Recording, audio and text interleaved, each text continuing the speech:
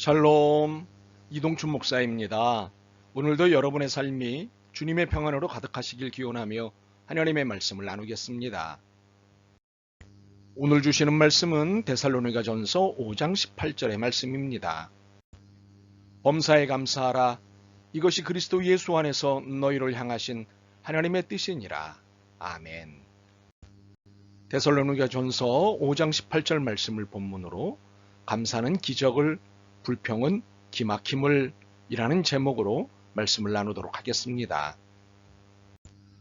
어떤 노인이 어느 대학 도서관에 고소를 기증했습니다. 그런데 기증한 책은 보관 상태도 나쁘고 글자도 초소가 많아 어떤 것은 알아볼 수도 없었습니다.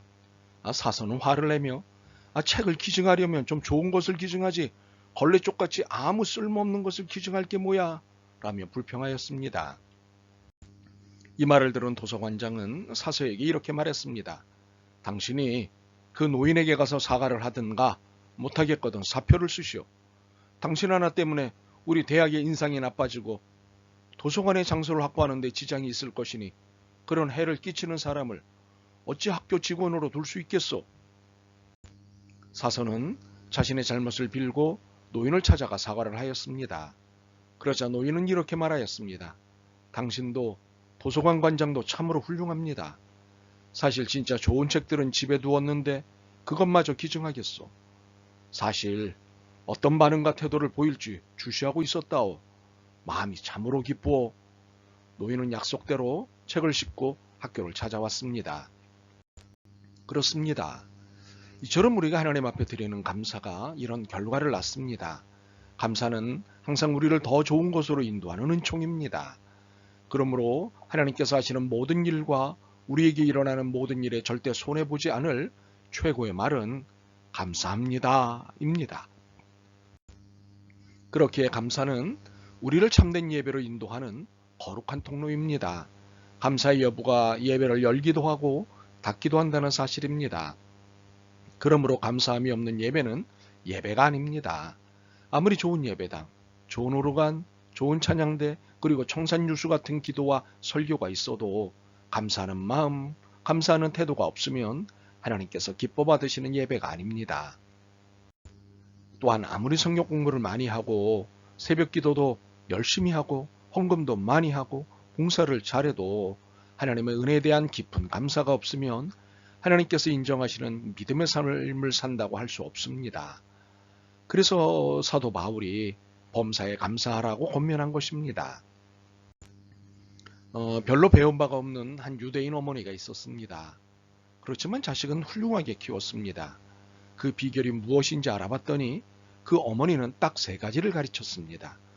첫 번째는 모든 일에 감사라는 것이었습니다. 작은 일이나 큰 일이나 감사하는 사람이 되라고 가르쳤습니다.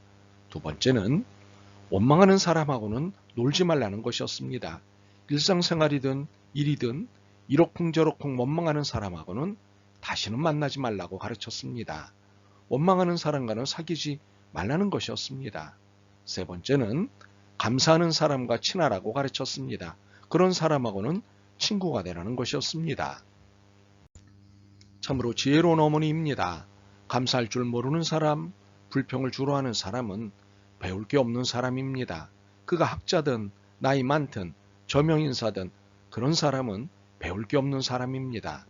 감사하는 사람에게서 배울 것이 많은 법입니다. 그러므로 그 어머니는 지혜로운 분입니다. 일본의 우찌무라 간조라고 하는 신학자가 있었습니다. 그의 글 가운데 이런 말이 있습니다. 하나님에게 저주가 있다면 그것은 질병도 실패도 배신당하는 것도 아니다. 만일에 저주가 있다면 그것은 3가지이다. 하나는 하나님이 믿어지지 않는 것이고, 두 번째는 성경을 읽고 요절을 외우고 성경을 많이 알아도 하나님의 말씀이 들리지 않는 것이고, 세 번째는 감사하는 마음이 없는 것이다.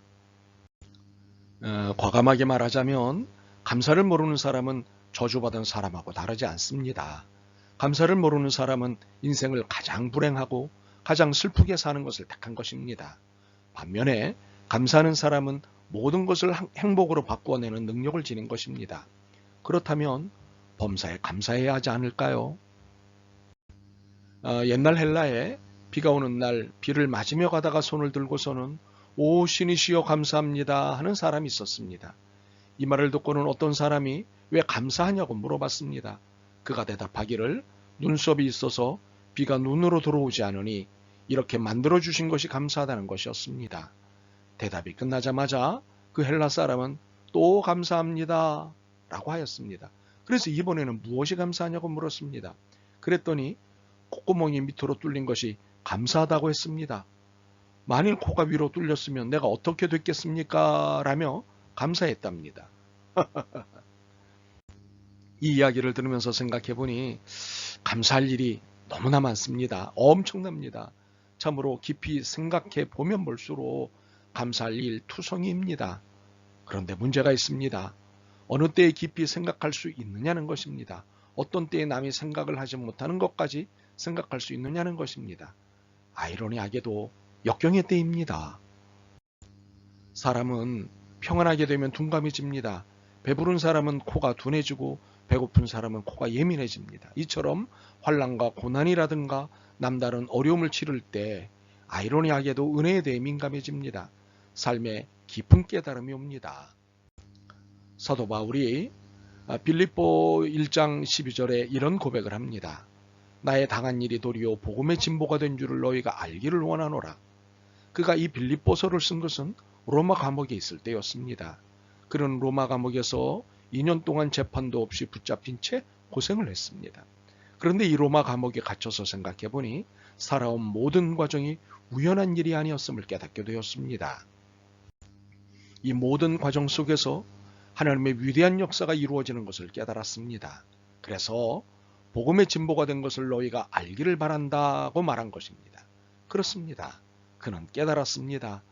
남다른 것을 깨달았습니다. 그래서 감사할 수 있었습니다. 물론 고난과 핍박과 환난과 어려움과 같은 것이 웃음으로 감사할 수 있는 것은 아닙니다. 그러나 눈물로 감사할 때 누구도 경험하지 못한 놀라운 은총의 세상을 만나게 됩니다. 참으로 감사는 은혜를 낳고 은혜는 감사를 낳습니다. 바라기는 우리 모두 감사를 놓치지 않았으면 좋겠습니다. 그래서 감사가 주는 하나님의 은총을 경험하고 누렸으면 좋겠습니다. 감사는 기적을 낳고 불평은 기막힘을 낳습니다. 감사만이 기적입니다. 아멘. 주님, 감사를 잊기도 하고 놓치기도 하며 살았습니다. 범사의 불평이 앞섰습니다. 불쌍히 여기시옵소서. 감사만이 기적을 낳는다는 사실을 깨달았습니다. 범사에 감사하는 사람이 되게 도와주옵소서. 예수 그리스도의 이름으로 기도드립니다. 아멘. 오늘도 여러분의 믿음과 삶을 응원합니다. 사랑합니다.